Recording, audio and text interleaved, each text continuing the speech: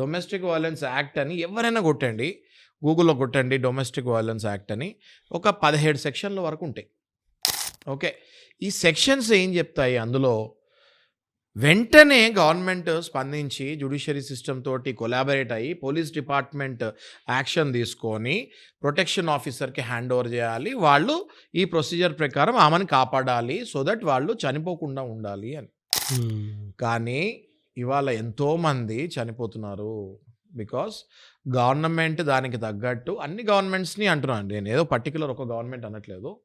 ప్రభుత్వాలు మారినప్పుడు వల్ల వీళ్ళు బడ్జెట్ అలొకేట్ చేస్తూ ఉంటారు నాగరాజు గారు. ఓకే. ఎప్పుడైనా బై మిస్టేక్ బడ్జెట్ దీని మీదకి తగ్గినప్పుడు ప్రతి డిస్ట్రిక్ట్లో ప్రొటెక్షన్ ఆఫీసరు, షెల్టర్ హోమ్స్ ఇవన్నీ ఉండాలి.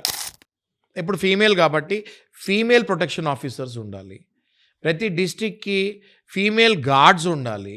జాగ్రత్తగా చూసుకోవాలి. షెల్టర్ హోమ్స్ని అన్టైడీగా కాకుండా హైజీనిక్గా పెట్టాలి. వీటికి ఒక బడ్జెట్ వస్తుంది. ఓకే, గవర్నమెంట్ ప్రకారం వీళ్ళకి ఒక బడ్జెట్ వస్తుంది. ఆ బడ్జెట్ని వీళ్ళు ఇవ్వరు. ఓకే. ఆ బడ్జెట్ వీళ్ళు ఎప్పుడైతే ఇవ్వలేరో పోలీస్ వాళ్ళకి వీళ్ళతోటి ఏం చేయాలో అర్థం కాదు. అర్థం కానప్పుడు వీళ్ళ పరిస్థితి, వీళ్ళ జీవితం కూడా అర్థం కాకుండా అయిపోతుంది.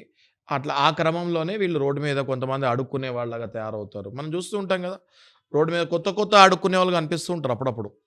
ఇప్పుడు ఎవరు నిజమైన అడుక్కునే వాళ్ళు, ఎవరు ఫస్ట్ నుంచి అడుక్కుంటున్నారో కూడా మనకు అర్థం కాదు. మీరు నాగరాజు గారు చూస్తే ఇప్పుడు సిగ్నల్స్ దగ్గర అప్పుడప్పుడు అరే ఈ మనిషి చాలా బాగున్నాడే, బాగుందే ఈ మనిషి ఎందుకు అడుక్కుంటుంది అనుకుంటాం మనం. వీళ్ళు ఇలాంటి బాధితురాలు కూడా ఉంటారు కొంతమంది. రోడ్డు మీద లిటరల్గా వదిలేసినప్పుడు ఎటు పోవాలో తెలియక ఆ బ్రిడ్జ్ల కిందే పడుకొని వాళ్ళు ఒరిజినల్ అడుక్కునే వాళ్ళు అవుతారు. నాగరాజు గారు, నేను చెప్పేది మీకు కంప్లీట్గా లోవర్ మిడిల్ క్లాస్ గురించి చెప్తున్నాను.